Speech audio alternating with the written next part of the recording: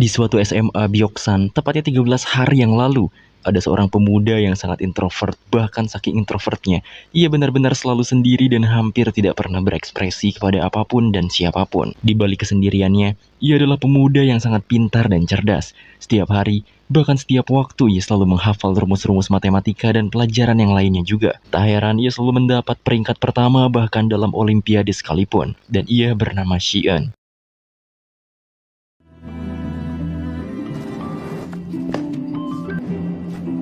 Singkatnya, guru pun memberitahu bahwa ada dua orang yang menjuarai Olimpiade Matematika. Pemenang pertama sudah pasti Shion, dan yang ketiga yaitu pemuda bernama Yongbin.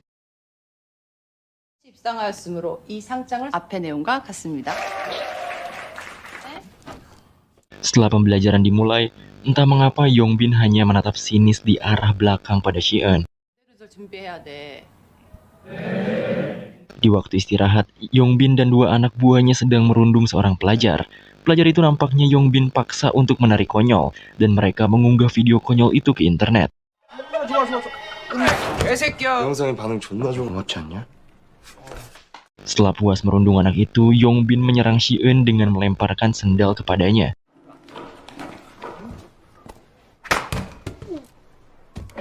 야 그래. Tanpa takut sedikit pun, Shion menatap tajam Yongbin dan berkata hati-hati kepadanya.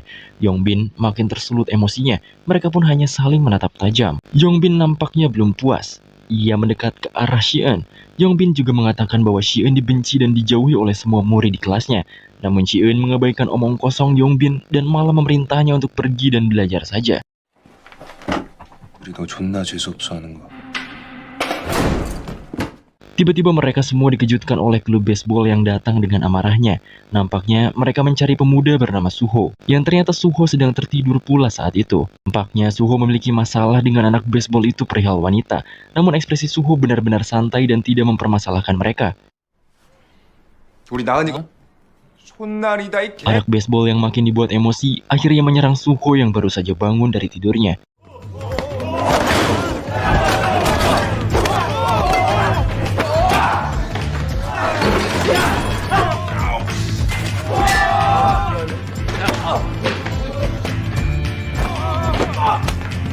쟤네 운동부가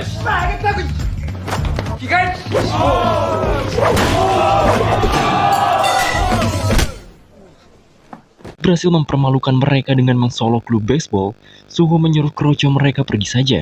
Suho sendiri adalah anak yang hanya menjalani hidup dengan apa adanya. Ia juga memiliki fisik yang bagus dan bela diri yang hebat. Namun, walau ia sangat hebat dalam perkelahian, ia tidak merundung anak-anak lain. Melihat Suho semenakutkan itu, Yongbin dan anak buahnya hanya bisa berdiam diri di pojok ruangan. Setelah itu, Suho ditatap tajam oleh Shion karena ia menjatuhkan barangnya. Ia pun dengan rendah hati meminta maaf dan mengambilnya. 미안하다. Setelah pulang, Shion bertemu dengan ayahnya. Nampaknya ayahnya sibuk dan akan pergi beberapa hari ke depan untuk berlatih. Sepertinya ia adalah seorang atlet Korea. Pada intinya, sang ayah mendapat kabar bahwa Shion telah menjuarai Olimpiade Matematika. Dan tentu saja, ia merasa sangat bangga pada anaknya itu. 그지? Setelah itu, Shion yang langsung lanjut belajar didatangi ayahnya yang hendak pergi. Ayahnya ini cukup khawatir pada Shion. Namun apalah daya sang ayah, mungkin anaknya ini sangat terobsesi dengan ilmu pengetahuan. Keesokan harinya, seperti biasa, Shion datang sangat pagi guna bisa belajar sebelum kelas dimulai. Namun saat ia menyalakan lampunya, ia melihat Suho yang ternyata telah menginap semalaman di sekolah.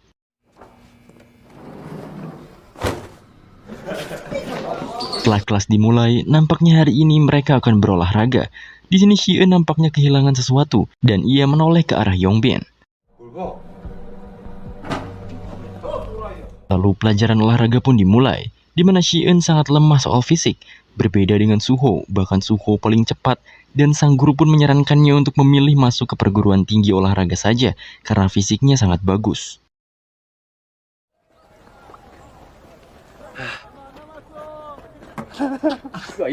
Di tempat istirahat, Yongbin dan gengnya merendahkan Shion yang sampai saat ini belum mencapai akhir. Suho yang melihat hal itu langsung melemparkan sepatunya ke arah mereka. 가져와. Mereka nampak sangat segan, bahkan Suho juga meminta mengambilkan sepatunya lagi. Suho menanyakan nama kroco si Yongbin, yang ternyata ia bernama Jungchan. 548초. 공부도 타냐? 괜찮습니다. Setelah olahraga selesai, Yongbin dan dua temannya mulai meledek Shi-eun kembali, yang ternyata Shi-eun sendiri berada di sana. Shi-eun mendekati Yongbin dan memintanya untuk segera berhenti membulinya. Namun Yongbin dan temannya malah menyerang Shi-eun dengan kasar.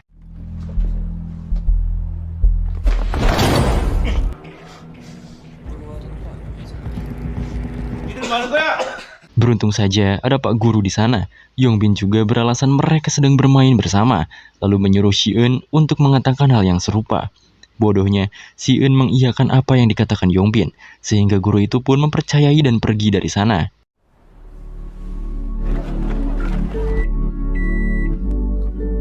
Setelah pulang, ia pun menjalani sisa waktunya dengan kesendirian, dan tak lupa juga dengan belajar lagi. Namun saat sedang asik belajar, ia didatangi oleh seseorang yang mengantarkannya makanan. Setelah dibuka, ternyata itu adalah Suho. Merasa dirinya tak memesan makanan, Shi-eun mengusir Suho. Namun Suho malah masuk ke dalam rumah Shi-eun. Ia bahkan meminta minum pada Shi-eun. Seperti biasa, Shi-eun tanpa berekspresi dan hanya menatap kelakuan Suho yang berterima kasih lalu pergi meninggalkannya. 뭐 이딴 새끼가 다 있죠. 저거. 내일 보자. Besoknya di kelas Shi-eun kedatangan murid baru bernama Bumsok. Setelah masuk jam istirahat, Bumsok didatangi oleh Yongbin dan gengnya. Mereka pun menanyai Bumsok dan ternyata Bumsok pindahan dari SMA Mugang. Yang dimana SMA itu diisi oleh anak-anak elit dan kaya raya. Lalu Yongbin menanyakan apakah ia mengenali pria bernama Jiwon di sana. Bumsok dengan gugup hanya menjawab. Namanya terdengar familiar, namun ia tidak mengenalinya. Pembicaraan mereka terpotong karena Shi-eun meminta Yongbin menyingkir dari tempat duduknya. Namun Yongbin enggan diperintah oleh Shi-eun. Akhirnya Shi-eun cukup kesal. Ia lalu mengambil ballpointnya seakan siap menyerang Yongbin.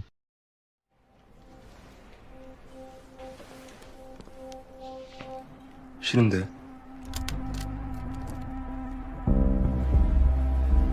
Beruntung saja itu dapat diredakan karena Suho meminta mereka tidak berisik karena ia sedang tertidur. Sontak, Yongbin dan gengnya pun pergi meninggalkan mereka. Bumsok nampaknya memperhatikan bekas luka cekikan Shi-eun. Ia pun berpikir mungkin Shi-eun korban bulian mereka. Bumsok pun lebih memilih untuk diam saat ini. 한줄 모의 거는 그 새끼 요즘 미친 거 같지 않냐? Singkatnya, Yongbin dan teman-temannya sedang berada di klub. Mereka membicarakan mengenai Shi-eun yang tak memiliki rasa takut kepada mereka. Yongbin juga berpikiran sama. Jung akhirnya menyarankan Yongbin untuk merusak nilai Shi-eun saat ujian nanti. Karena mereka tidak bisa merusak jiwa Shi-eun, maka mereka akan merusak nilai Shi-eun karena Shi-eun sangat terobsesi dengan nilai akademisnya. Lalu seorang pria dewasa tinggi bernama Seokdae datang menghampiri mereka di klub itu. Ia pun memberikan pesanan Yongbin dan kawan-kawannya, yaitu barang terlarang. Namun sebelum Seokdae pergi, Yongbin ingin berbicara dengannya sebentar. Pembicaraan itu pun berisi pertanyaan mengenai barang haram yang dioleskan ke kulit. Seokdae hanya menjawab bahwa efeknya tidak akan sekuat biasanya. Namun dengan hal itu, paling parah bisa membuat pengguna merasakan pusing bahkan muntah-muntah.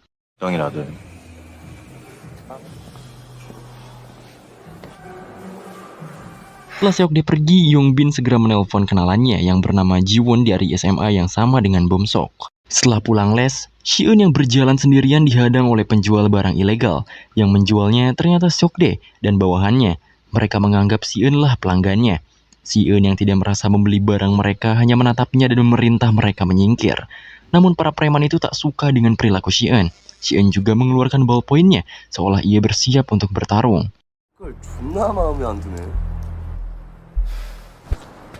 Beruntung saja, Seokdae yang memimpin mereka mempersilahkan Shi-eun pergi dan memperingati anak buahnya untuk tidak sembarangan bermain kepada seseorang. Keesokan harinya, hari ujian pun dimulai. Saat itu, Yongbin meminta Bumsok berbicara empat mata di luar kelas. Yongbin dengan baik hati berkenalan dengan Bumsok. Namun pembicaraan pun semakin tidak enak saat Yongbin mengusut kembali kasus Bumsok sebagai korban bullying di sekolah lamanya. Informasi itu Yongbin dapatkan dari kenalannya yaitu Jihoon. Yongbin berkata bahwa ia akan membantu menjaga rahasia itu kepada murid lain, namun dengan syarat Bumsok harus membantu dirinya. Ia pun memperlihatkan barangnya yang seperti stiker kepada Bumsok. dan meminta Bumsok menempelkan benda itu di kulit Si-eun nanti. 시간 Saat ujian dimulai, Yongbin meminta Bumsok untuk segera menempelkan benda itu kepada Si-eun, dan dimulailah aksinya.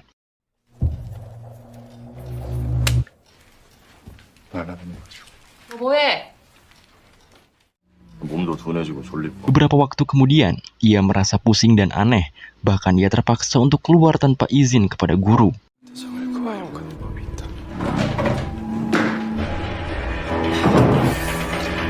Setelah meredakan pusingnya yang gila, ia pun kembali ke kelas dengan tatapan kosong dan tanpa ekspresi. Ia juga mencabut stiker itu.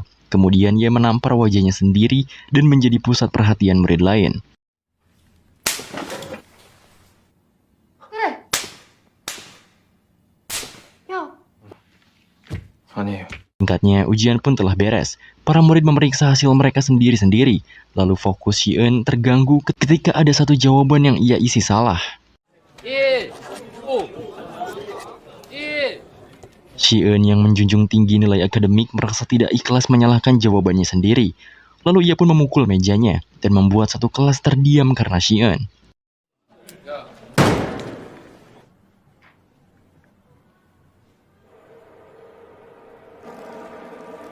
Lalu Si-eun pun berdiri dan berjalan mengarah kepada Yongbin. Ia pun mengambil sebuah buku dan memukul Yongbin dengan gaya sentrifugal agar damage-nya semakin sakit. Lalu ia juga menusuk tangan rekannya dan menghajar habis Yongbin. 물체의 원심.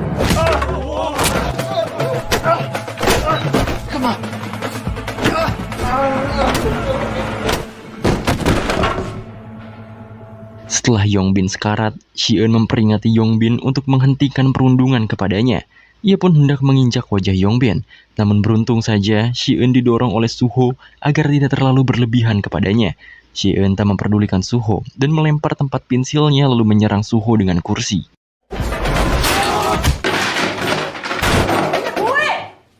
Si-eun yang tidak terima akan hadangan Suho terus memberontak, sampai akhirnya guru pun masuk dan menghentikan tindakan Si-eun yang sudah kelewatan.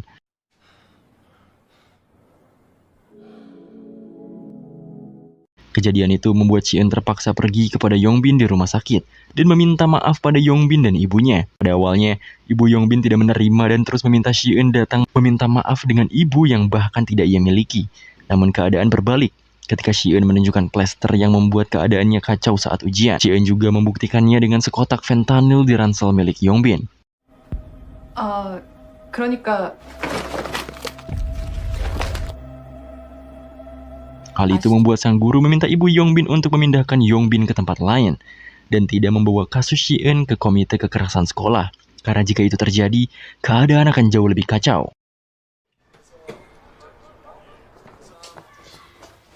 체육 시간에 좀 다쳤어요. Si-eun pulang dengan keadaan sedikit berantakan dan membuat ayahnya sedikit khawatir. Selain itu, ia juga tidak bisa melupakan kejadian hari tadi bahkan saat ia mencoba untuk belajar. Keesokan harinya, keadaan kelas tidak seperti biasanya. Beberapa murid di kelas terlihat segan pada Si-eun, kecuali kedua teman Yongbin yang langsung menantang Si-eun pulang sekolah nanti.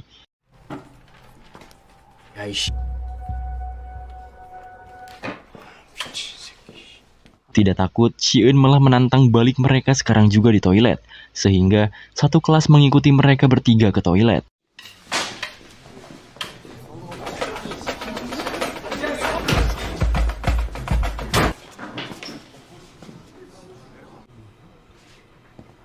Setelah sampai di sana, Si-eun menutup dan mengunci pintu toilet tersebut.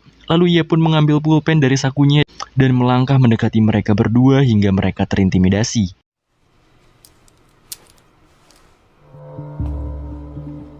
줌을 울린다. 객 울린다. Mereka berdua ketakutan dan hanya bisa diam. Si-eun akhirnya meminta mereka menyudahi perundingannya saat ini dan pergi meninggalkan mereka berdua. Ancaman itu membuat beberapa teman sekelas Si-eun yang bahkan tidak dekat dengannya bertindak sok akrab yang jelas saja diabaikan oleh Si-eun.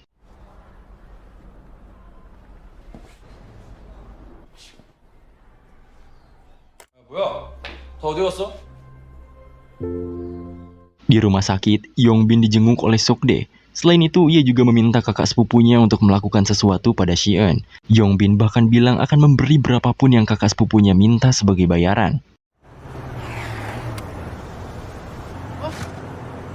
Pulang les, Shi-eun bertemu Suho yang sedang bekerja part-time dan meminta maaf padanya akan kejadian Yongbin. Setelah itu, mereka menjalankan kesibukan mereka masing-masing. 해보자.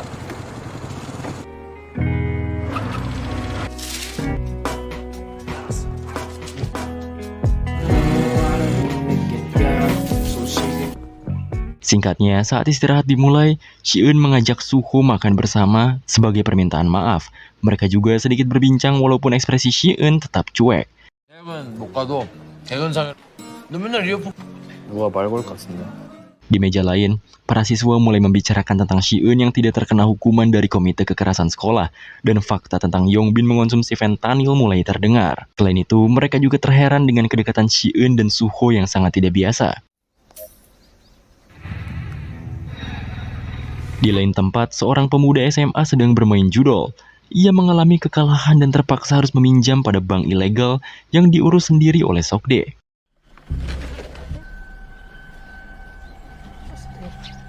Setelah jadi rentenir, Sokde menemui Yongbin. Ia juga mengenalkan sepupu wanitanya yang bernama Yongyi. Setelah itu, mereka pun membahas mengenai urusannya dengan Shi-eun. Saat keluar dari sekolah, Shi-eun dihampiri oleh Bum-sok. Di sana Bum-sok mencoba meminta maaf pada Shi-eun, namun Shi-eun tetap cuek dan tidak memaafkan Bum-sok. Setelah itu, Shi-eun lalu pergi meninggalkannya.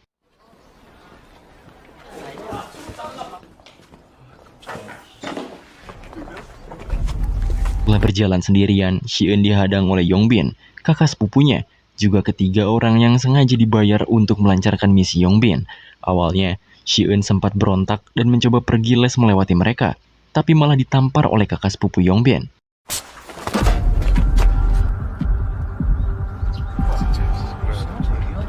Semua murid yang hendak pulang melihat ke arah mereka dan hanya bisa diam. Begitu juga dengan Bum-sok. Shi-eun akhirnya dibawa pergi oleh Yongbin dan backingannya. Bum-sok yang tahu hal itu bersegera menemui Suho yang tertidur. Ia meminta Suho untuk membantu Shi-eun yang dibawa pergi oleh Yongbin.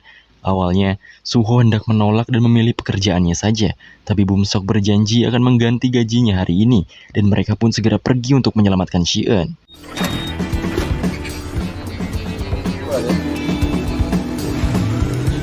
Shi-eun terpojok awalnya, tapi dengan keterampilannya membuat strategi dan memanfaatkan alat di sekitarnya untuk melawan, ia akhirnya bisa memutar keadaan dan mengalahkan Yongbin dan orang-orangnya. 공부도 못하게 빠르게 제압해야 조건 반사 나중에 처리는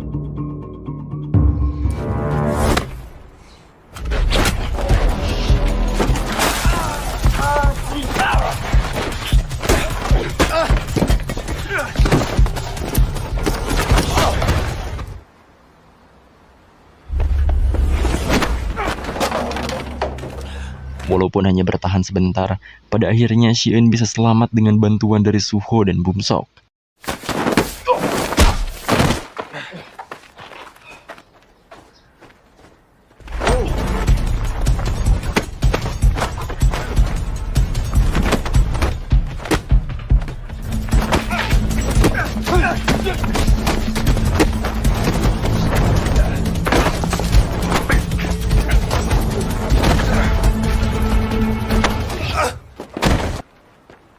쪽팔려서 뒤질 것 같은.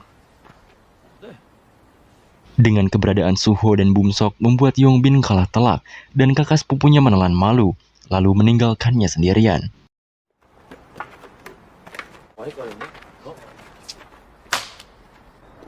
Setelah berkelahi, mereka bertiga pergi ke sebuah tempat makan. Awalnya Shi-eun menolak, namun setelah dipaksa oleh Suho, ia pun mau mengikuti mereka berdua.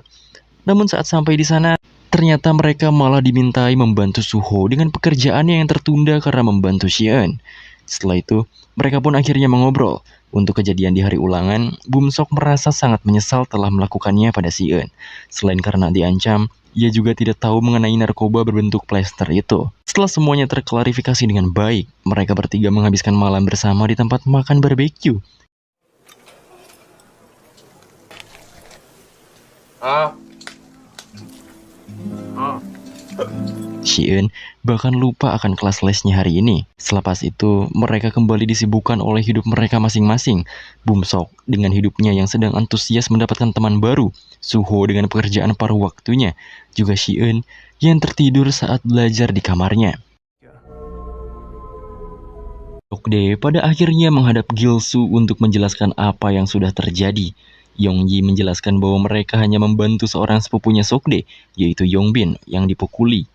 Merasa kesal karena hal itu, Gilsu pun memukuli lengan Sokde dengan batu bata.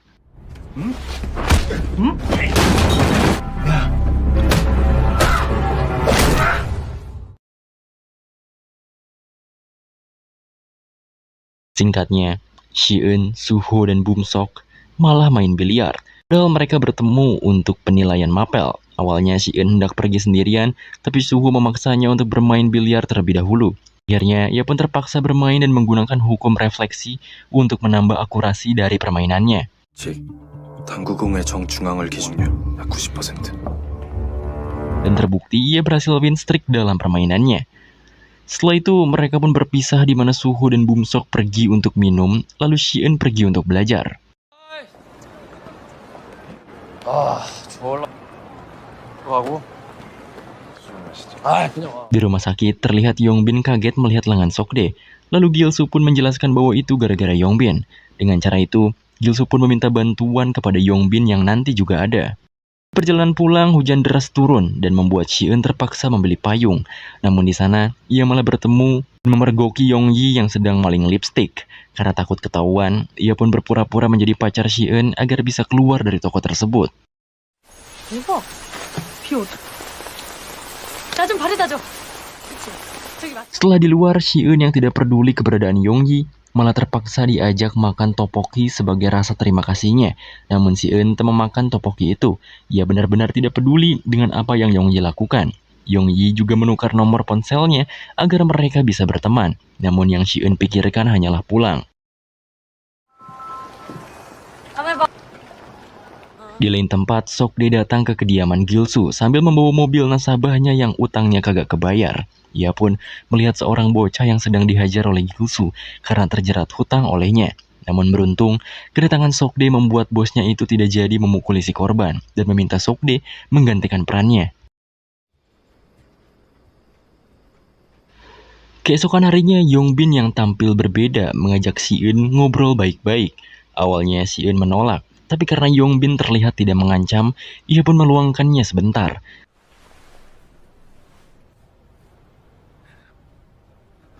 Pembicaraan mereka cukup mengenaskan, di mana Yongbin memohon pada Shi-eun dan yang lainnya untuk membantu dirinya yang tidak ingin dibawa ke panti asuhan karena kasus barang haram kemarin.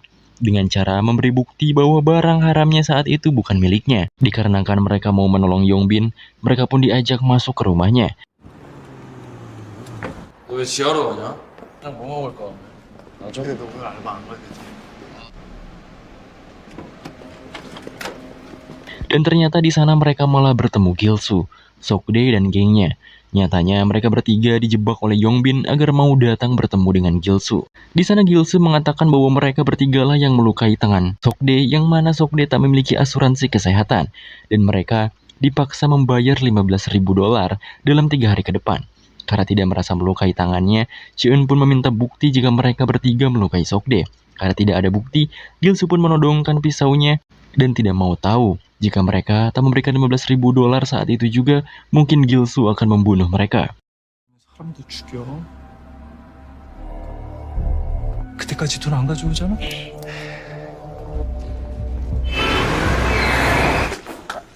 Singkatnya, anak-anak buah Gilsu benar-benar menguntit mereka bertiga dimanapun mereka berada.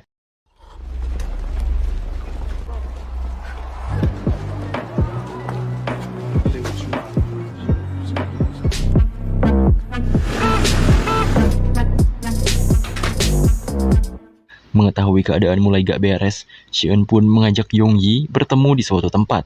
Setelah bertemu, ia langsung mencecar pertanyaan mengenai siapa itu Gilsu. Yongji dengan senang hati menjelaskan bahwa Gilsu adalah orang yang menyediakan tempat tinggal dan pekerjaan ilegal.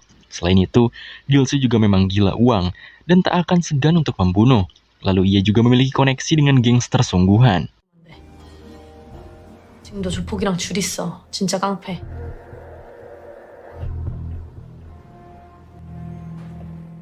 Malam harinya, Bumsok diam-diam masuk kamar orang tuanya yang sedang tidur. Ia pun mengambil jam tangan mahal orang tuanya untuk membayar $15.000 pada Gilsu.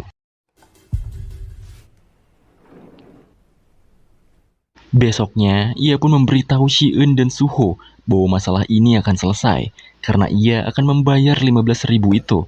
Mereka berdua yang tahu bahwa itu bukan uang milik Bumsok menolak untuk dibayarkan pada si Gilsu. Dan menurut mereka, akan lebih baik jika mereka melapor pada polisi karena Shi-eun mengetahui info yang lebih jauh dari hasil ngobrol dengan Yonggi kemarin. 너 공무원이라고 가입만 하면 공짜로 5만 원, 몇천만 원까지 버는 거야. Di mana Gilsu menjalankan bisnis haram dan judi ilegal dengan mitranya di luar negeri. Banyak anak-anak sekolah yang terjerat karena rela menjual apapun demi bermain judi ini. Awalnya, mereka diberikan kemenangan di permainan pertama, namun akan terus dikuras habis sampai ginjal-ginjal mereka. Tidak sampai di situ, Gilsu memiliki data lengkap pemainnya, sehingga saat mereka tidak memiliki saldo, Gilsu akan menawarkan pinjaman agar si korban dapat terus bermain lagi. Dan seperti itulah lingkaran setan yang Gilsu buat. Maka dari itu, Shi-eun akan melaporkan hal itu di mana banyak barang-barang bukti juga di markas si Gilsu ini. Saat pulang, mereka bertiga kembali dicegat oleh Gilsu dan anak buahnya. Suho akhirnya berbicara pada mereka bahwa ia akan mengatasi Gilsu mengenai pembayaran $15.000 tersebut. Lalu Shi-eun dan Bumsok bisa melapor pada polsek agar bisa langsung menggerebeknya. Awalnya Bumsok tak setuju, namun Suho meyakinkan bahwa rencana ini akan berhasil. 삼총사의 족같은 소리. 세팅 좀만 하면은 돼. 5만 원 주는 쿠폰. Setelah Suho sendirian menghampiri Gilsu, Suho pun tak langsung memberikan uangnya.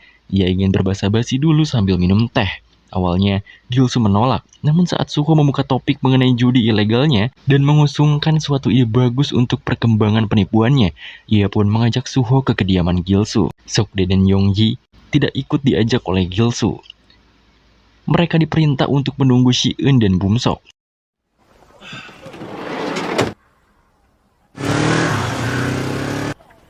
잠깐만. Saat Shi-eun dan Bumsok terlihat, Yonggi pun menghampiri mereka. Di sana, Yonggi memberikan alamat kediaman Gilsu yang saat ini OTW membawa Suho.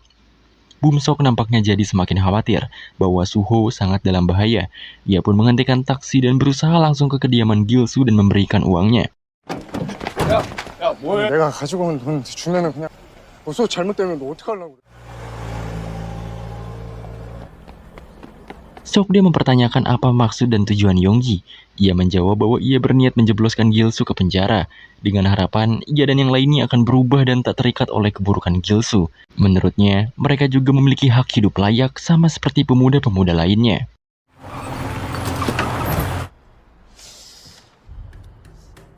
Setelah sampai di kediaman Gilsu, ia pun disambut hangat layaknya tamu pada umumnya. Lalu Gilsu meminta HP Suho agar transaksinya aman. Tetapi Suho menolaknya, yang pada akhirnya Gilsu memukuli Suho hingga tak sadarkan diri.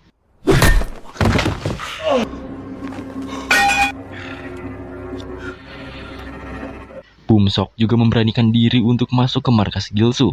Ia pun menyerahkan $15.000, namun Gilsu menariknya menjauh dari kediamannya.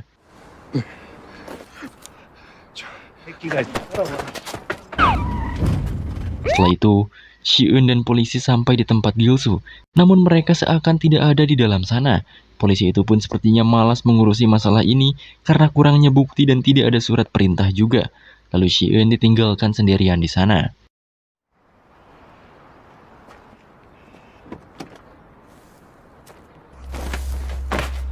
Pada akhirnya, Shi-eun mencoba masuk sendirian.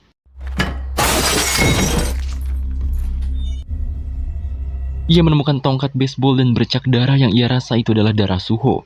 Ia merasakan ada yang janggal di markasnya, dan kebetulan semua barang mereka kosong. Seolah mereka tahu bahwa polisi akan datang ke markas mereka. Benar saja, Gilsu dan anak buahnya membawa Suho dan Bumsok meninggalkan markas mereka. Mereka juga membawa barang-barang yang menurut mereka penting.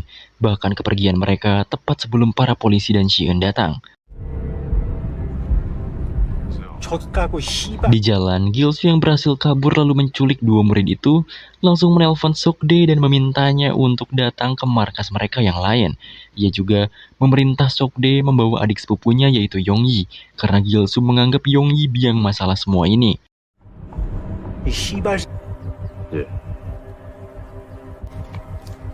Merasa akan menjadi masalah, Sokde akhirnya pergi ke markas Gilsu sendirian tanpa mengajak Yongyi. Namun, Yongyi yang merasa dirinya terlibat dalam masalah ini langsung mengikuti jejak Sokde. Yongyi juga meminta Shi-eun untuk mengikuti dirinya dan menyusul mereka dengan polisi untuk menyelamatkan Suho dan Bumsok. Shi-eun yang masih berada di markas Gilsu hanya terdiam. Namun setelah diberikan alamat di mana Suho dan Bumsok berada oleh Yongyi, ia pun langsung berlari tanpa basa-basi.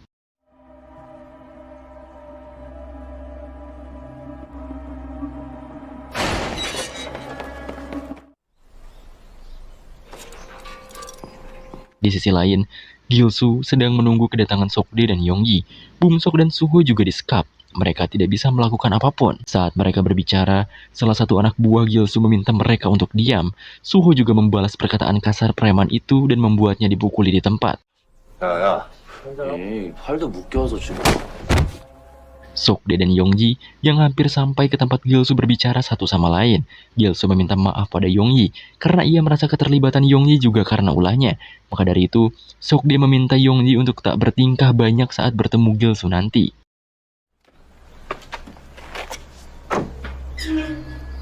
Sedangkan Shi-eun ia yang baru sampai, segera masuk ke area sana sambil melapor pada pihak kepolisian. Gilsu yang didatangi Sokde memintanya mendekat.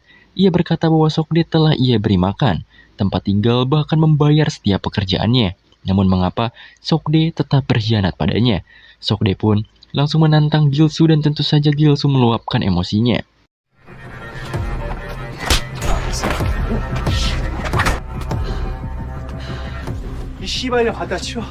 Gilsu juga memerintah Sungchan untuk menikam Sokde, yang mana Sungchan ini juga salah satu rekan Sokde yang sudah ia anggap seperti adiknya sendiri. Tentu saja, perintah itu membuat Sungchan hanya bisa terdiam membeku. Gilsu juga mulai bermain-main dengan Suho, Bumsok, dan Yongyi.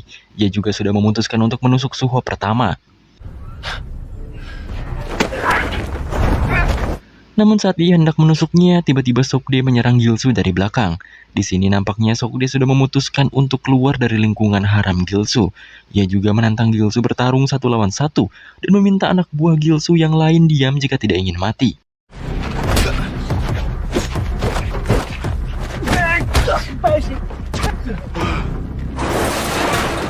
Pada awalnya, Sokde bisa membuat Gilsu tumbang. Namun Gilsu mengambil pisaunya dan berhasil mengiris kaki Sokde hingga ia terkapar.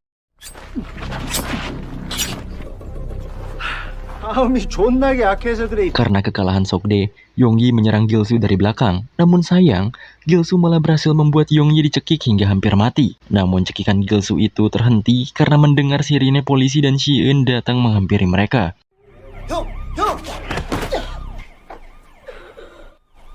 끝났어. Shi-eun juga berkata bahwa para polisi sudah datang. Mereka sedang menggeledah mobil Gilsu di bawah. Sontak hal ini membuat Gilsu dan anak buahnya panik dan berlari ke bawah untuk menyelamatkan properti mereka. Shi-eun akhirnya bisa menyelamatkan Suho dan Bumsok. Ia melepaskan ikatan di tangan mereka. 야, 쟤는 왜 또 왔어? 너 존나게 똑똑하다. 어? 야, 쟤는 왜 또 왔어? Namun selang beberapa saat, Gilsu dan anak buahnya kembali. Yang ternyata suara sirine polisi tadi adalah tipuan dari HP Shi-eun. Gilsu yang emosi akhirnya menghajar mereka semua.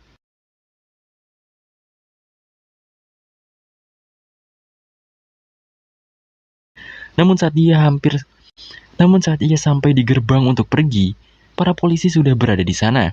Pertarungan antara Gilsu dan Shi-eun juga jadi terhenti karena ada satu polisi yang menodongkan senjatanya pada mereka. Gilsu akhirnya berpura-pura bahwa mereka sedang bermain dan mendekat sedikit demi sedikit pada sang polisi, lalu mendorong anak buahnya pada polisi itu dan kabur meninggalkan semua anak buahnya. Shi-eun yang tak mau kehilangan jejak Gilsu pun juga langsung mengejarnya tanpa takut pada polisi yang ada di sana. Pengejaran Shi-eun membuat Gilsu jengkel. Gilsu pun berniat menyelesaikan Shi-eun di sini, dan Shi-eun juga mengambil tongkat di sana.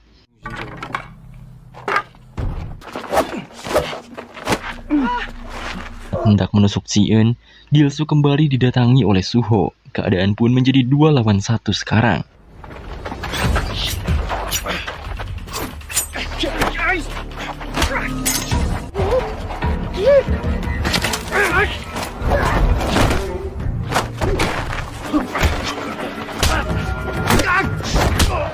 Akhirnya, dengan kombinasi mereka berdua, mereka bisa mengalahkan Gil-soo dan membawanya ke pihak kepolisian.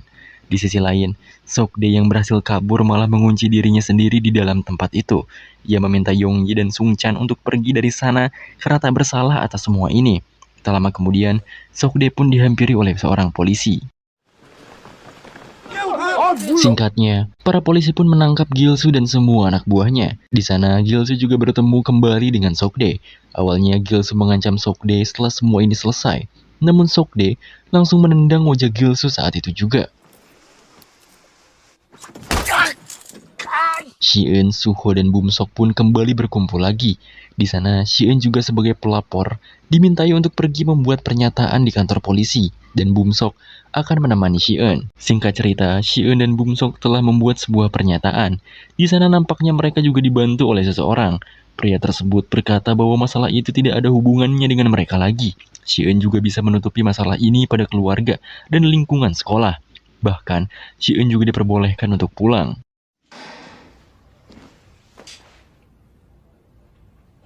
천천히 좀 들어가세요.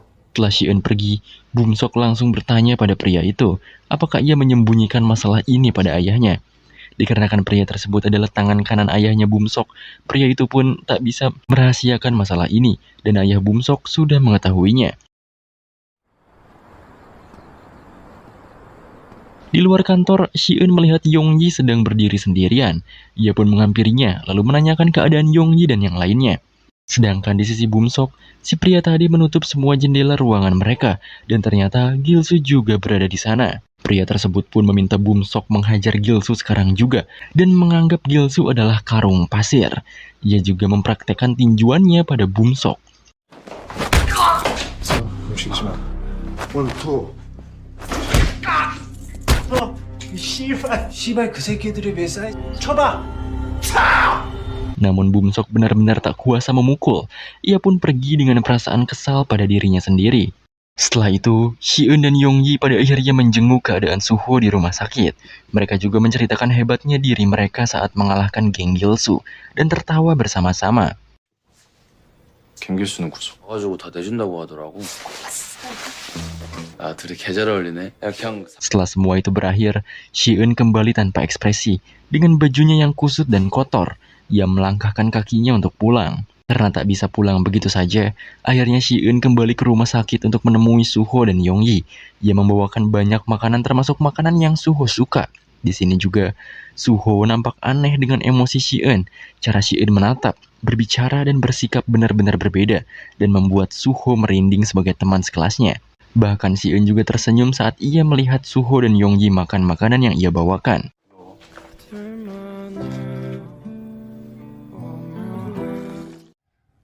한 사람이 어른이고 또 Di sisi lain, seorang anggota dewan yang sibuk dihampiri oleh anaknya. Ia pun mengambil tongkat golfnya dan meminta anaknya itu untuk menyerahkan tubuhnya. Sang ayah pun berkata bahwa Bum-sok lemah dan tanpa harapan. Lalu ia pun memukulinya di sana. Keesokan harinya, saat Bum-sok berjalan menuju kelasnya, beberapa murid menghampirinya dan menanyakan kebenaran mengenai kabar bahwa Bum-sok, Suho, dan Si-eun menangkap bos judi dan para pembuli. Bum-sok nampaknya kaget karena kabar cepat itu menyebar. Ia hanya mengiyakannya saja, dan tentu ini membuat kagum para murid tersebut. Setelah sampai di kelas juga, ia sedikit berinteraksi dengan Si-eun. Si-eun, yang sudah sedikit terbuka pada orang lain, juga meresponnya dengan baik.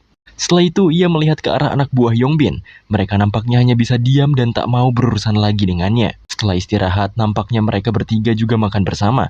Mereka juga mengobrol mengenai kabar Yonggi yang sementara tinggal bersama nenek Suho. Katanya, Yonggi juga akan mulai bekerja paruh waktu nanti.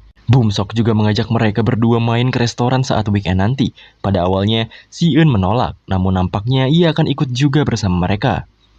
Saat di rumah, setelah Bumsok merapikan penampilannya, ia pun langsung stalking Instagram Suho.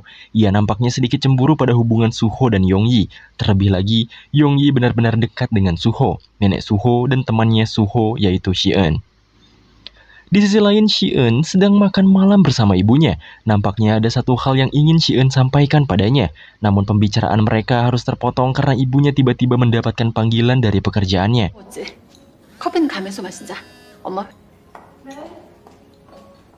Sesuai rencana, mereka pun pergi bermain. Namun Suho malah mengajak Yongyi. Di sana, Bumsok terus memperhatikan Yongyi. Ia benar-benar terlihat cemburu padanya, karena Suho malah lebih fokus pada Yongji. Bahkan ketika Shi-eun sudah datang pun, ia malah menatap ke arah mereka semua. Ia malah merasa sendirian di tengah keramaian mereka. Setelah itu, mereka pun berkaraoke. Suho dan Yongyi nampaknya benar-benar menikmati waktu libur mereka.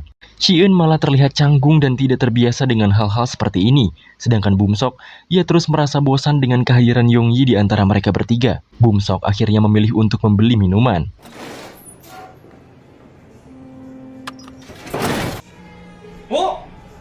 Saat ia berjalan kembali ke ruangan karaoke mereka, Bumsok nampaknya dikenali oleh beberapa orang.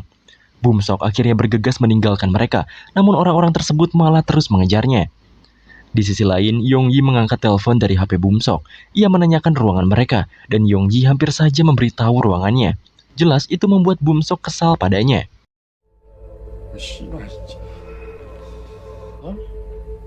Di sini, suasana liburan mereka menjadi kacau. Yongyi juga pergi dan Suho terpaksa mengejarnya. Saat Shi-eun menenangkan Bumsok, tiba-tiba orang-orang tadi menghampiri Bumsok. Mereka berkata bahwa mereka teman lama di sekolah Bumsok sebelumnya. Bumsok hanya diam saja, seakan ia tak tahu harus berbuat apa. Setelah itu, mereka pun akhirnya memutuskan pergi setelah Shi-eun sedikit mengintimidasi mereka dengan reaksinya. 그럼 나중에 하든가. 그래 미안. 또 보자잉. Besokan harinya, Bumsok merasa stres di sekolah. Terutama yang ia alami nampaknya kembali merenggut emosinya saat ini. Bahkan ketika para murid lain mengobrol dengan berisik, Bumsok langsung memarahi mereka dan hendak menghajar mereka.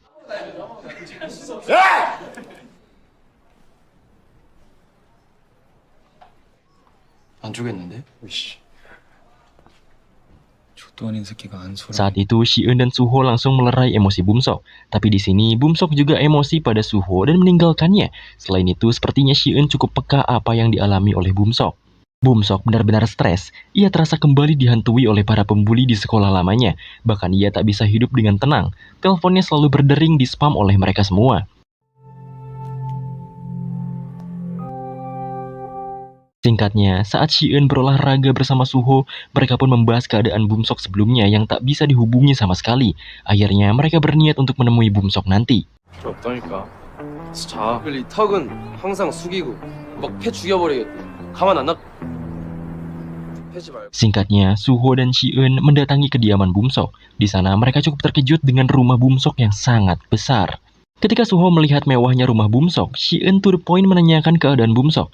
Di sini Bumsok belum mau memberitahu fakta yang sebenarnya. Saat Suho melihat foto keluarga Bumsok, ia memuji keluarganya yang terlihat sangat bahagia. Namun Bumsok membantah bahwa ayahnya sengaja mengadopsi dirinya demi menaikkan citra sang ayah untuk politik. Dan sontak hal ini membuat Shi-eun dan Suho terdiam. Singkatnya, mereka pun akhirnya mengobrol dengan serius soal keadaan Bumsok. Di sini, Bumsok menceritakan masa lalunya saat di sekolah sebelumnya. Ia dibully oleh orang-orang yang kemarin menghampiri mereka di karaoke.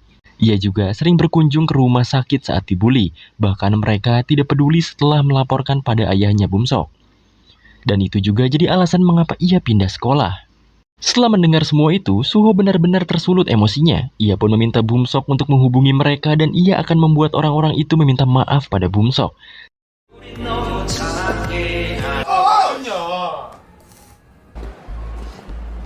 Setelah tahu keberadaan para pembuli, mereka bertiga pun segera pergi ke karaoke tempat mereka berkumpul sekarang. Setelah itu, mereka pun masuk ke ruangan para pembuli itu. Di sana, Bumsok pun memerintah mereka untuk meminta maaf padanya. Namun mereka malah mengetawakan aksi Bumsok itu. Ketua para pembuli yang bernama Kim akhirnya berdiri dan malah mengolok-olok Bumsok untuk apa meminta maaf padanya. Suho akhirnya menjewer Kim hingga ia terpaksa meminta maaf. 그대로 해. Setelah itu Bumsok pun meminta Kim untuk memukulinya berkali-kali saat ini. Hal itu juga disetujui oleh Suho untuk membuat jerak Kim dan temannya.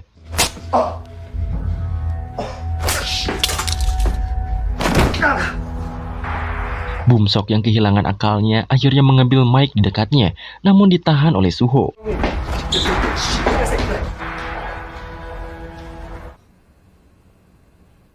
이제 범석이한테 연락하지 마. Setelah Suho membawanya, Suho malah dibuat marah oleh perkataan Bumsok. Bumsok merasa bahwa Suho memperbudak dirinya, membuatnya traktir setiap kali mereka berkumpul. Padahal Suho tak pernah berharap seperti itu pada Bumsok. Disinilah terjadinya miskomunikasi di antara hubungan mereka berdua. Lagi pula Suho juga membantu Bumsok dengan ikhlas. Dengan miskomunikasi tersebut, Bumsok pun meninggalkan mereka berdua di sana. Saat Bumsok pergi sendirian, ia terus-menerus dihubungi oleh Kim. Kim juga akan membalaskan perbuatannya. Namun secara kebetulan saat ia berusaha pergi dari kerumunan orang di sana, ia bertemu dengan anak buah Yongbin yaitu Jungchan dan Taehoon yang sedang menghabiskan waktu di sana. Kim dan gengnya yang berhasil menemui Bumsok dibuat kaget. Mereka mengira kelompok Jungchan adalah teman-teman Bumsok. Mereka hanya bisa diam. Tanpa diketahui juga, Jungchan dan Taehoon mengambil kesempatan di sana. Mereka akhirnya membawa geng Kim ke tempat sepi untuk diperas. 1184117 Di sana, Jungchan dan gengnya menghajar habis Kim dan kawan-kawannya. Mereka juga memeras habis uangnya. Kim tiba-tiba berkata bahwa dirinya akan membunuh Bumsok nanti. Di sana, Bumsok langsung tersulut emosinya dan menghabisi Kim tanpa ampun.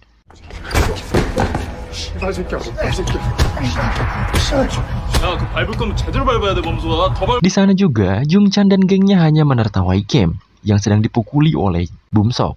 Taehoon juga menyuruhnya untuk menghajar lebih keras. Bumsok menghajar mereka sambil teringat pukulan Kim sebelumnya, pukulan ayahnya dan Suho. Ia pun benar-benar melampiaskan emosinya saat ini.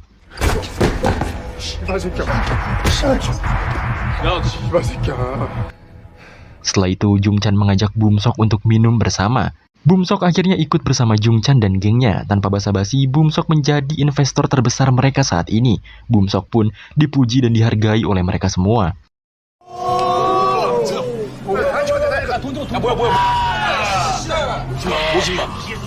Setelah itu, dengan keramahannya, Jungchan juga meminta Instagram Bumsok. Di sini Bumsok merasa bahwa perlakuan mereka jauh lebih baik daripada Suho dan Ji-eun. Bahkan di tengah-tengah rasa mabuknya, Bumsok juga men-unfollow Suho. Untuk menunjukkan bahwa dirinya juga mampu, Bumsok membawa sebotol minumannya. Lalu ia pun menghampiri meja para wanita cantik.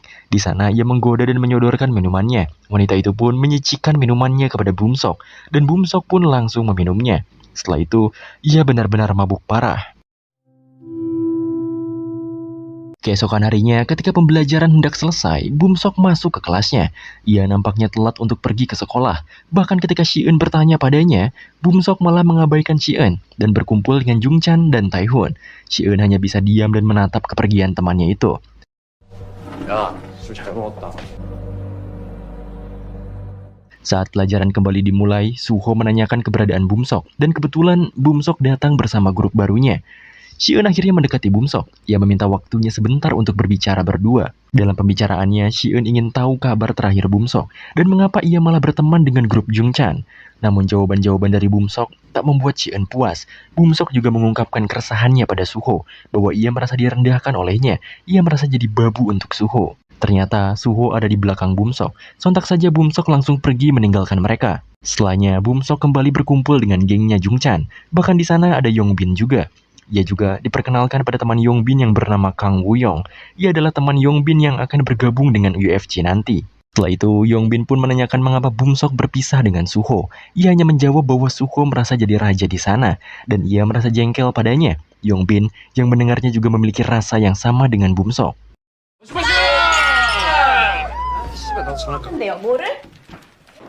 Di sisi lain, Ji-eun yang baru keluar dari lesnya dijemput oleh Suho.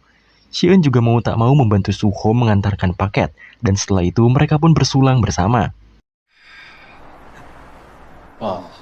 Pembicaraan mereka akhirnya semakin intens, di mana Ji-eun membicarakan soal Bumsok. Ji-eun berpikir mungkin Jungchan dan Taehoon memanfaatkan Bumsok yang kaya. Namun menurut Suho, bisa saja Bumsok sendiri yang menginginkan hal itu. Ia sengaja dengan sukarela membelikan barang-barang dan mentraktir teman barunya, dikarenakan ingin terlihat kuat dan populer agar terhindar dari pembulian. Bumsok benar-benar terbawa arus oleh Jungchan dan Taehun. Mereka juga sangat akrab, bahkan Bumsok juga berpindah meja agar dekat dengan mereka. Dengan begitu, akhirnya Shi-eun berbicara dengan Jungchan dan Hun. Ia memastikan agar Bumsok tidak dimanfaatkan oleh mereka. Mereka berdua juga mengaku bahwa Bumsok sendirilah yang mengajak mereka dan mentraktir mereka. Mereka tidak memaksa apapun pada Bumsok. Saat jam makan siang, seperti biasa Shi-eun bersama dengan Suho. Tampaknya Suho merelakan pilihan Bumsok untuk bersama dengan mereka. Bumsok sendirilah yang memilih bagaimana ia akan menjalani hidup. Tiba-tiba saja, Bumsok dan gengnya datang tanpa mengantri terlebih dahulu. Di sana, Suho pun memberhentikan mereka. Selain Bumsok, Taehun dan yang lainnya hanya bisa menuruti perintah Suho.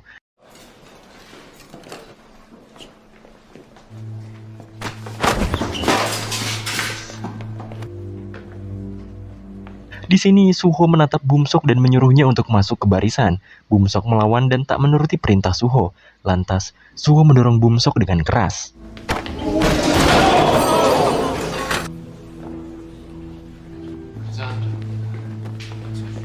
Bumsok dan gengnya dengan kesal menjauh dari area kantin.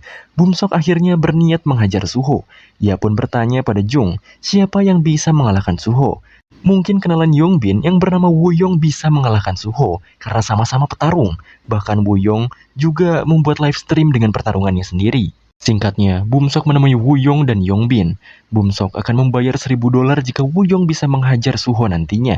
Dengan uang yang sangat banyak bagi pelajar SMA, Woo-yong pun menerima tawaran Bumsok dan langsung bergegas ke gym untuk berlatih. Setelah diingat-ingat, Jungchan juga pernah tahu bahwa Suho dan Woo-yong pernah bertarung saat dulu. Namun Suho sudah pensi dan seharusnya dengan skill yang sekarang, Woo-yong bisa lebih unggul dibandingkan Suho.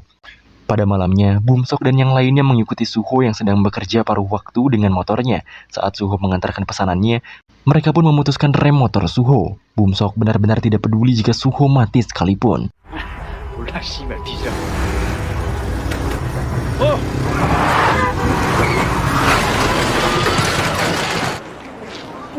Kecelakaan itu membuat panik Bumsok dan teman-temannya. Mereka pun kabur dan hanya Bumsok yang masih menatap Suho dari kejauhan. Seakan ia tak percaya melakukan tindakan kejahatan seperti itu. Karena kecelakaannya, Suho terlambat di sekolahnya. Di sana ia menatap ke arah Bumsok yang juga menatapnya kembali. Setelah kelas berakhir, Shi-eun menghampiri Suho. Kebetulan juga Bumsok berjalan di sampingnya. Suho pun meminta Bumsok untuk tak menatapnya seperti tadi karena terlihat sangat menjijikan baginya. Singkat cerita, Shi-eun dan Yongyi sedang menyiapkan ulang tahun Suho. Seketika Yongyi memintanya untuk memotret dirinya saat itu. Tampaknya Shi-eun masih belum terbiasa dengan kegiatan bersosialnya saat ini.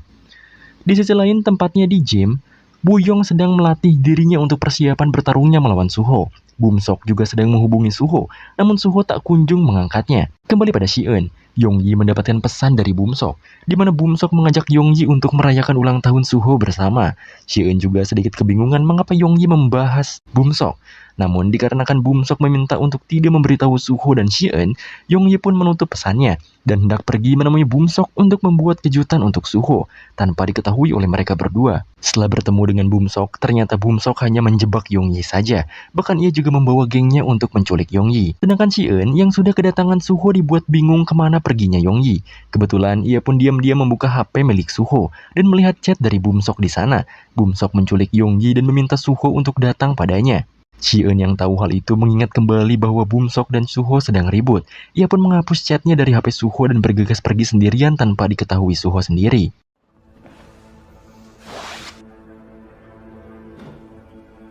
Shi-eun akhirnya sampai di tempat. Ia pun melihat-lihat keadaan bangunan yang terlihat kumuh dan banyak barang yang tak terpakai. 영지물을 잘 이용해야 한다.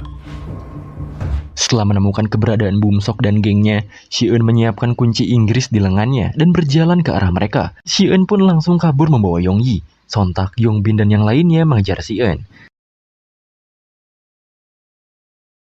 Saat Shi-eun sedang berusaha survive dari anak-anak Bumsok, Yongyi berusaha menelpon polisi. Dengan mengandalkan barang-barang yang ada, Shi-eun cukup bisa mendominasi pertarungan tersebut.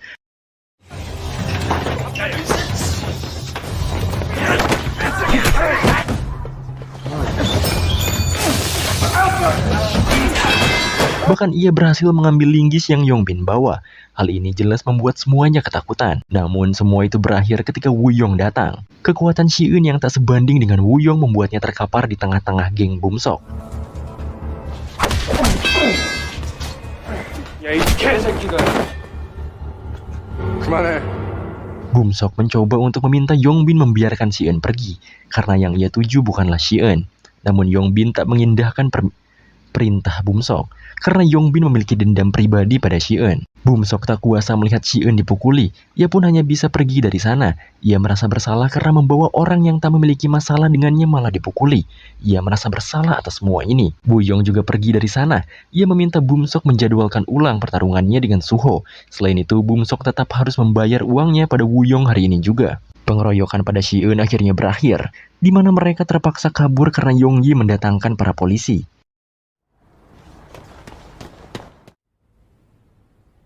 Di sisi lain, Suho yang bangun dari tidurnya merasa kesepian karena semua temannya pergi entah kemana.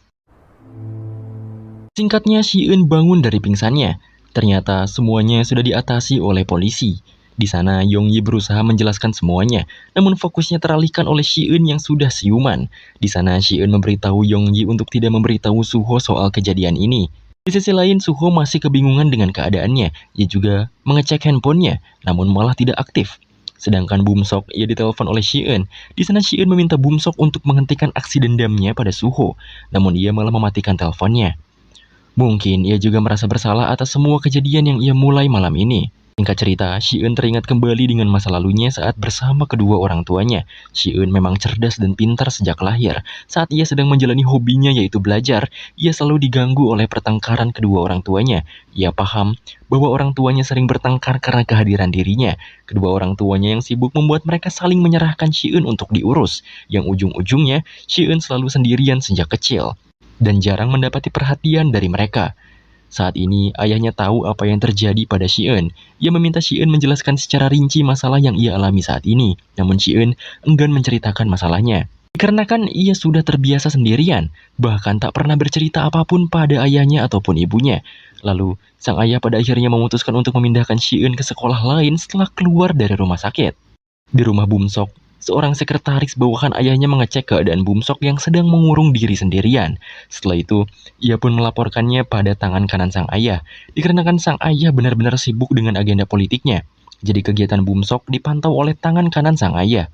Setelah tahu soal apa yang dilakukan oleh Bumsok belakangan ini, ia pun akhirnya meminta sang sekretaris itu mengawasi Bumsok dan mencarikannya sekolah di Filipina. Saat di sekolah, Suho bangun dari tidurnya. Ia pun dibuat bingung saat melihat Si-eun yang tidak hadir, ditambah lagi meja Bumsok juga kosong. Suho akhirnya mencoba menghubungi Si-eun, namun ia sengaja tak mengangkatnya. Pada akhirnya, Suho menemui Yonggi, dan ia meminta Yonggi menjelaskan apa yang sudah terjadi pada teman-temannya. Di sini juga Yonggi sikapnya berbeda, ia menutupi semuanya dari Suho. Setelah itu, ia mencoba mengunjungi kediaman Si-eun, namun Si-eun benar-benar seperti menghilang. Tak ada pilihan lain, Suho akhirnya menanyakan kabar Bumsok pada Jungchan dan Taehoon. Mereka yang ketakutan menjawab bahwa mereka juga tidak tahu kabar terakhir dari Bumsok. Suho pun memerintah mereka untuk menghubungi Bumsok, karena mereka lebih dekat dengannya. Jika tidak, maka Suho akan menghajar habis Jungchan dan yang lainnya. Setelah itu, Jungchan berusaha keras menghubungi Bumsok, namun tetap saja Bumsok tak mengangkat teleponnya. Saat kesal Bumsok tak bisa dihubungi, Suho sudah berada di belakang mereka. Dan pada akhirnya, Jungchan menjelaskan semuanya. Pada awalnya, Bumsok membayar teman Yongbin untuk bertarung melawan Suho. Namun karena Suho tidak bisa dihubungi, akhirnya Bumsok menjebak Yonggi dengan dalih akan merayakan pesta ulang tahun Suho. Saat setelah berhasil mendapatkan Yonggi, yang datang pada mereka malah Si-eun. Setelah pulang sekolah, Suho kembali menemui Yonggi. Di sana ia yang sudah mengetahui faktanya langsung menanyakan di mana rumah sakit Si-eun. Karena terlanjur bahwa Suho juga sudah tahu, Yonggi akhirnya memberitahu bahwa Si-eun sudah pulang hari ini. Dan semua rahasia ini juga atas kemauan Si-eun sendiri. Setelah itu, Si-eun yang sedang asik belajar dengan lengannya yang diperban didatangi oleh tamu yang tidak lain adalah Suho. Si-eun menutupi lengannya tersebut. Di sini, Suho juga paham bahwa Si-eun terluka parah. Ia menyembunyikan lukanya agar Suho tak khawatir padanya. Maka dari itu, setelah tahu bahwa sahabatnya babak belur, ia pun melangkahkan kakinya untuk pergi dengan rasa bersalahnya.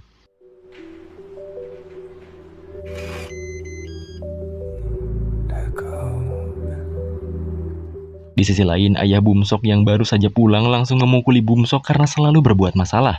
Ayahnya itu menganggap Bumsok tak lebih dari hama. Bahkan setelah Bumsok sekolah di luar negeri nanti, ia tak akan peduli lagi dengan dirinya. Bum-sok yang stres akhirnya memutuskan untuk menenangkan dirinya dan pergi dari rumah. Pada awalnya, pengawalnya memaksanya untuk kembali, namun ia pun berani melawan dan pergi meninggalkannya. Di jalan, Bum-sok mengaktifkan teleponnya lagi dan baru melihat pesan-pesan dari Suho. Sedangkan Suho yang masih memburu Bum-sok menghajar habis Yongbin. Seketika saat ia enak-enaknya menghajar Yongbin, Bum-sok pun menelpon. Bum-sok mengajaknya untuk bertemu di tempat pelatihan bela diri.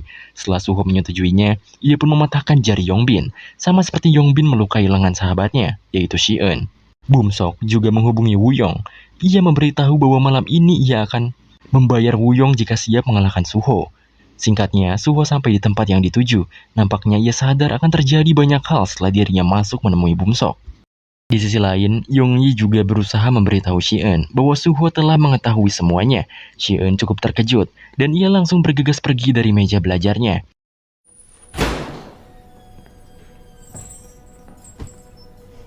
뭐하냐? Dengan gentlenya, Suho masuk ke ruangan itu, yang dimana di sana sudah banyak orang yang berkumpul. Ia pun mencari Bum-sok, dan saat Bum-sok menampakkan dirinya di depan Suho, di sana Suho mengatakan bahwa Bum-sok tak semestinya melakukan semua itu. Jika ia mempunyai dendam pada dirinya, maka Bum-sok tak perlu melibatkan teman-teman Suho yang tak bersalah. Ia juga meminta maaf pada Bum-sok sebesar-besarnya jika ia memang melakukan kesalahan. Dan selebihnya, Suho ingin Bum-sok untuk meminta maaf pada Si-eun dan Yong-yi. Bum-sok yang masih gengsi dan emosi tak mau untuk meminta maaf pada teman-teman Suho. Alhasil, Suho menampar Bum-sok dengan keras. Setelah menggampar Bum-sok, Woo-yong pun yang kenal dengan Suho memintanya segera naik ke atas ring. Dan sebelumnya, Suho meminta waktunya untuk pemanasan bersama para kroconya terlebih dahulu.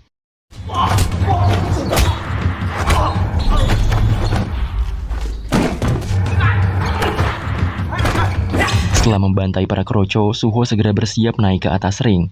Live stream juga sudah dimulai oleh Woo-yong dan pertarungan pun dimulai.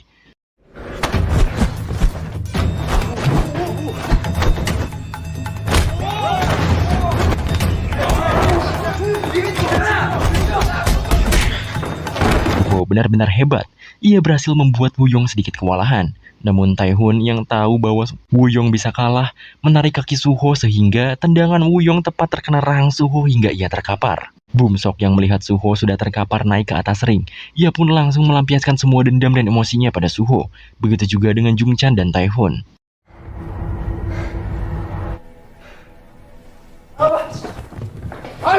Para pengawas Bum-sok pun kemudian datang dan mengetahui kegilaannya. Ia pun berusaha membawa Bum-sok. Namun seketika, keadaan pun hening saat Jung-chan mengecek Suho yang sudah tidak bernafas.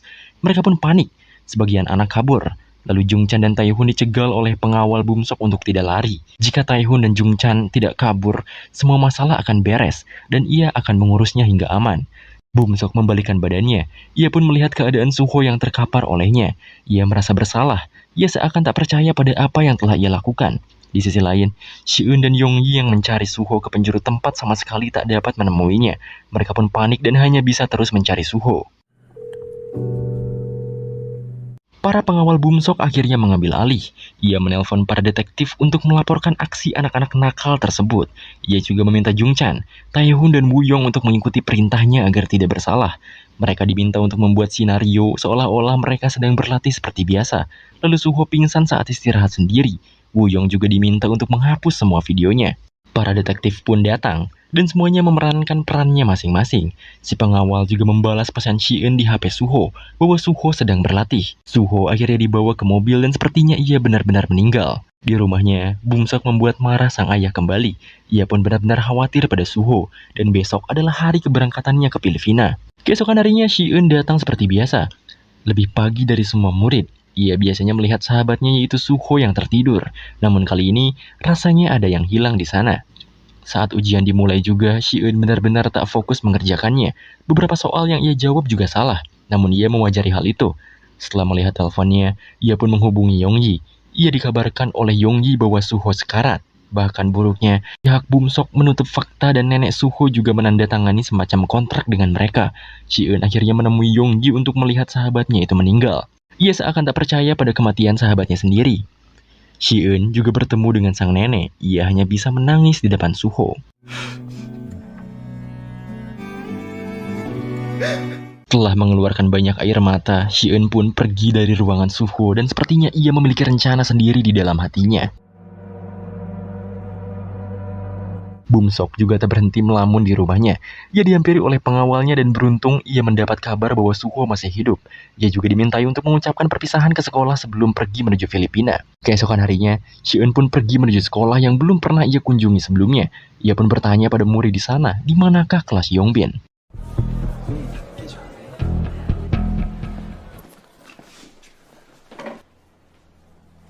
Yongbin memasuki kelasnya. Ia nampak keheranan karena semua teman sekelasnya melihat ke arah dirinya. Dan tiba-tiba, Shi-eun menghajar Yongbin dengan brutal.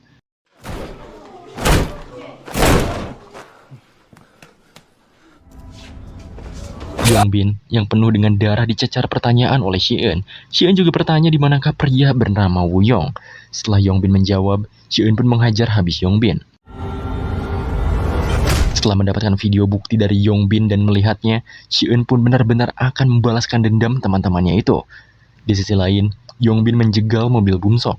Di sana ia marah karena tahu bahwa Bum-soklah pelaku pengeroyokan pada Suho. Bum-sok yang tak tahan dengan semua ini akhirnya keluar dari mobilnya. Ia berkata bahwa semua ini terjadi karena kehadiran Yongyi di antara mereka bertiga. Bum-sok merasa Yongyi mengganggu hubungan mereka bertiga dan malah menjadi parasit di antara mereka. Shi-eun yang sudah tahu keberadaan Woo-yong langsung menemuinya di gym sekolah.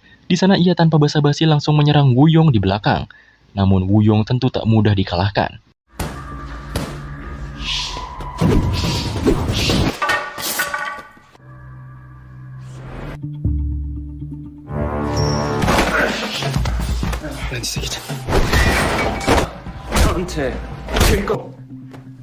Namun Shi-eun tetap terkapar. Tetapi ia tetap berusaha melawan Woo-yong yang jauh lebih kuat darinya. Ia semakin brutal dan membuat Woo-yong kewalahan dengan alat-alat yang ada di sekitarnya.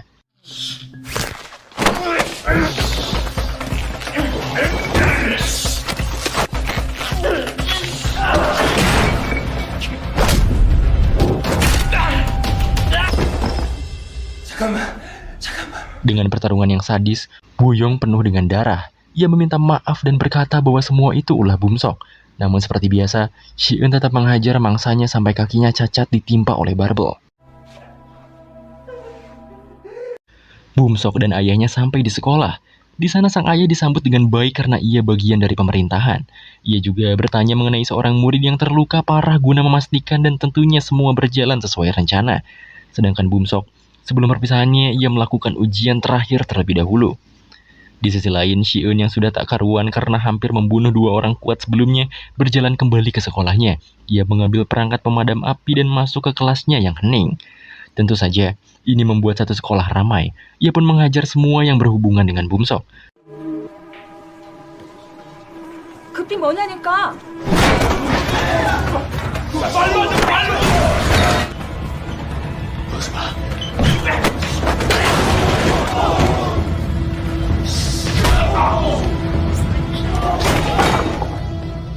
Bum-sok hanya diam tanpa ekspresi ketika Shi-eun mendekatinya. Ia sepertinya sudah pasrah jika Shi-eun membunuhnya di tempat. Di sini, Shi-eun benar-benar ingin menghajar Bum-sok, namun ia sangat tak kuasa memukulnya. Ia masih menganggap Bum-sok sebagai teman apapun keadaannya, dan ya, inilah hasilnya.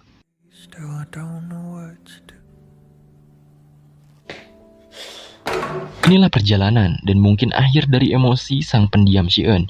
Mungkin ia pemilih dalam menjalin hubungan dengan seseorang.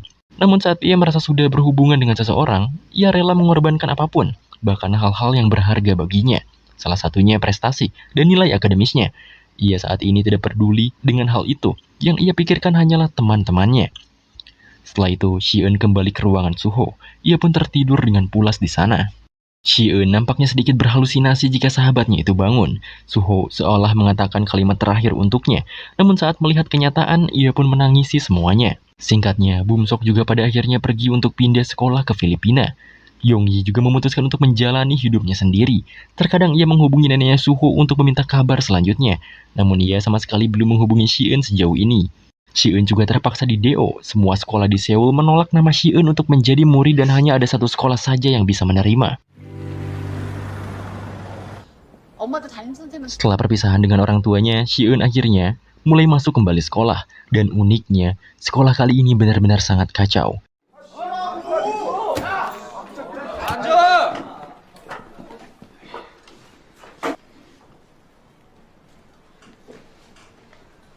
Belum sebentar ia belajar di sekolah itu, Shi-eun datangi murid di sana. Ya, sudah ketebak sih, bahwa murid tersebut mengganggu Shi-eun. Shi-eun yang sudah tahu bahwa sekolahnya saat ini isinya berandalan semua, ia benar-benar telah menyiapkan semuanya selain mental. Salah satunya ballpoint yang ia jadikan senjata. 개새끼 눈깔 뭐지 이거?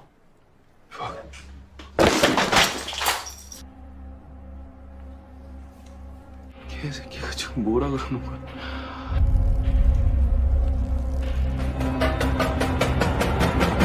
Singkat ceritanya nih guys, seseorang ada yang melaporkan kabar mengenai Shi-eun kepada pria misterius bertato dan cukup sangar.